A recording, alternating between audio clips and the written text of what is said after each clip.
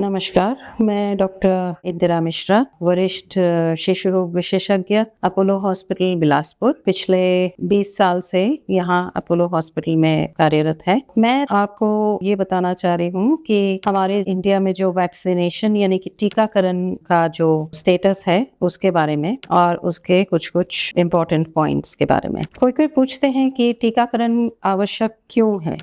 टीकाकरण इसलिए ज़रूरी है क्योंकि हर एक टीका हर एक अलग अलग जानलेवा बीमारियों से लड़ने के लिए बनाया गया है। बहुत रिसर्च करके ये सब उपलब्ध हुए हैं और बहुत सेफ है। छोटे बच्चों का, खासतौर पे नवजात शिशु को बिल्कुल इम्यूनिटी नहीं रहता है। इतने up to 1 year of age, 2 years of age immunity status बहुत पुअर है। तो नेचुरली हमें पैसिव इम्यूनिटी देना पड़ता है, कभी कभी एक्टिव इम्यूनिटी देना पड़ता है और वो उसका सबसे आसान उपाय है वैक्सीनेशन। वैक्सीन प्रिवेंटेबल डिजीजेस जो वैक्सीन हमारे देश में अवेलेबल है वो सबका उपलब्ध करना और सभी बच्चों को देना। मदर्स मिल्क जो बोलते हैं कोलोस्ट्रम, जो पहला दूध फर्स्ट 3 days में जो रहता है वो है बच्चे का सबसे पहला टीकाकरण बोल सकते हैं, क्योंकि उसमें बच्चों को एंटीबॉडीज मिलते हैं। हमारे देश में ब्रेस्ट फीडिंग का रेट उतना अच्छा नहीं है जितना और अच्छा होना चाहिए। इसीलिए मैं हर किसी को इनकरेज करना चाहूंगी कि फर्स्ट वैक्सीनेशन यानी कि ब्रेस्ट मिल्क से उपलब्ध कराए। हर एक मदर उसके बच्चे को ब्रेस्ट फीडिंग जरूर से जरूर कराए। दूसरा पॉइंट वैक्सीनेशन के बारे में बहुत फ्रीक्वेंटली कोई पूछते हैं कि हम सरकारी में यानी कि गवर्नमेंट में लगा सकते या फिर प्राइवेट में लगाना जरूरी है। तो बिल्कुल जरूरी नहीं है प्राइवेट में लगाना, गवर्नमेंट में भी लगा सकते हैं। जो गवर्नमेंट शेड्यूल में नहीं रहता है वो आप चाहे तो प्राइवेट प्रैक्टिशनर, प्राइवेट पीडियाट्रिशियन के पास जाके प्राइवेट हॉस्पिटल में दे सकते हैं। गवर्नमेंट कुछ प्रोवाइड करते हैं जो कि नेशनल इम्यूनाइजेशन प्रोग्राम के अंतर्गत अवेलेबल है। उसमें बहुत सारे टीकाएं नहीं है, जैसे कि हेपेटाइटिस ए बहुत कॉमन और वैक्सीन प्रिवेंटेबल डिजीज, जैसे कि चिकन पॉक्स वो भी बहुत कॉमन और वैक्सीन प्रिवेंटेबल डिजीज।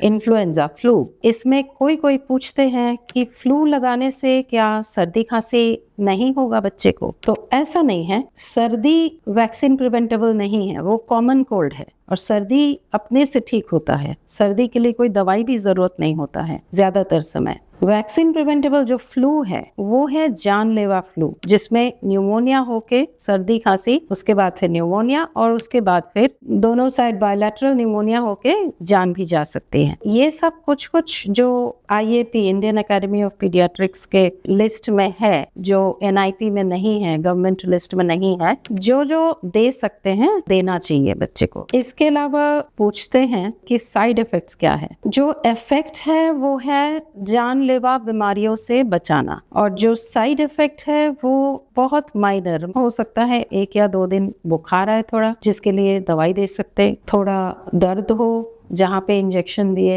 वहाँ पे थोड़ा हल्का सूजन भी हो जिसमें आइस कंप्रेस करके उसमें आराम मिल सकता है। तो इससे ज्यादा कोई भी सीरियस साइड इफेक्ट नहीं रहता है। मैं एनकरेज करूंगी सभी को अपने डॉक्टर के पास जाके पता करिए पूरा इम्यूनाइजेशन शेड्यूल के बारे में। जो अफोर्ड कर पाएंगे सभी कुछ देना चाहिए और जिन लोग नहीं अफोर्ड कर पाएंगे तो गवर्नमेंट शेड्यूल भी अच्छा प्रोटेक्शन देता है। सबसे पहले तो बर्थ के समय BCG दिया जाता है। हमारे देश में ट्यूबरकुलोसिस को प्रिवेंट करता है। ओरल पोलियो का डोज, पहला डोज दिया जाता है। हेपेटाइटिस B का पहला वैक्सीन 1.5 महीने के एज में बच्चे को डिप्थेरिया, टेटनस, काली खांसी, meningitis, Haemophilus influenza B, hepatitis B, इसके साथ फिर न्यूमोकॉकल कॉन्जुगेट वैक्सीन दिया जाता है न्यूमोनिया प्रिवेंट करने के लिए, और रोटावायरस दिया जाता है। इसको 6 वीक्स, 10 वीक्स, 1.5 महीना, 2.5 महीना, 3.5 महीना, ये 3 को प्राइमरी इम्यूनाइजेशन बोलते हैं, क्योंकि ये बहुत ही कम एज में अच्छे से प्रोटेक्ट करने के लिए है। तो ये इसको बोलते हैं प्राइमरी इम्यूनाइजेशन शेड्यूल। इसका 3 डोज होता है, यही जो मैं मेंशन करी हूँ, 6 वीक्स, 10 वीक्स और 14 वीक्स में पूरा का पूरा जो डिप्थेरिया, टिटनस, काली खांसी, पूरा कॉम्बिनेशन, न्यूमोनिया, रोटावायरस, इसका 3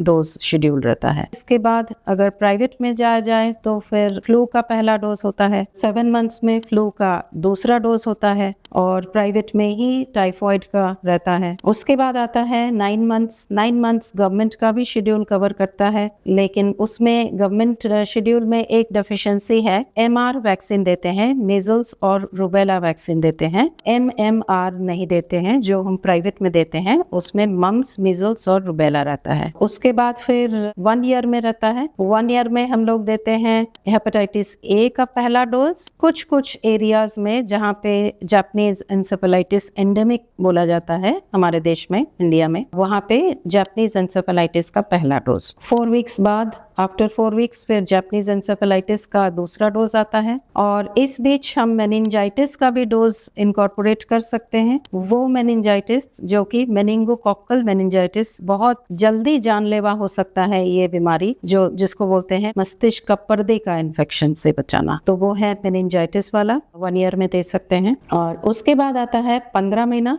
15 महीने में हमारा IAP शेड्यूल, यानी कि प्राइवेट में जो हम लोग एनकरेज करते हैं, वो फिर से एक और MMR2 मतलब मीजल्स, मम्स, रूबेला 2, वेरिसेला यानी कि चिकन पॉक्स का पहला डोज। यहाँ पे हम लोग न्यूमोकॉक्कल का बूस्टर डोज भी देते हैं 15 महीने में। फिर जो 16 से 24 महीने के बीच गवर्नमेंट शेड्यूल में भी देते हैं जो डिप्थेरिया, टेटनस और काली खांसी का बूस्टर, इंजेक्टेबल पोलियो का बूस्टर प्राइवेट में इसके साथ देते हैं, वेरिसेला यानी कि चिकन पॉक्स का दूसरा डोज और हेपेटाइटिस ए का दूसरा डोज। फिर आता है 2 इयर्स में जो कि सिर्फ IAP यानी कि प्राइवेट में अवेलेबल है। उसमें है फ्लू, और अगर पहले मेनिंजाइटिस या मस्तिष्क का पर्दे का इन्फेक्शन वाला मेनिंगोकोक्कल वाला प्रोटेक्शन अगर पहले नहीं दिए हैं तो उसका डोज भी 2 साल में दिया जाता है, जो कि सिंगल डोज होता है। 2 इयर्स अबव उसका सिंगल डोज कोई भी ले सकते हैं, एडल्ट्स भी ले सकते हैं। फिर आता है एनुअल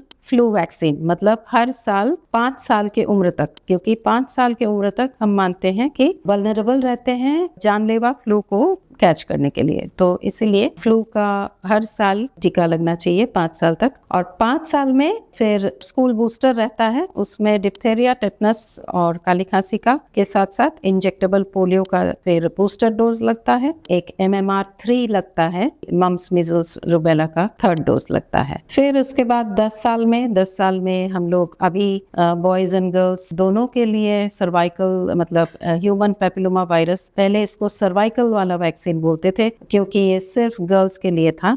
अभी बॉयज को भी दे सकते हैं लेकिन लिमिटेड एज ग्रुप में, तो वो आपके पीडियाट्रिशियन के साथ डिस्कस करने से नॉलेज मिल जाएगा। और साथ में 10 इयर्स वाला बूस्टर भी देते हैं जिसमें डिप्थेरिया और टेटनस का डोज रहता है। ये अप टू 10 इयर्स रहता है।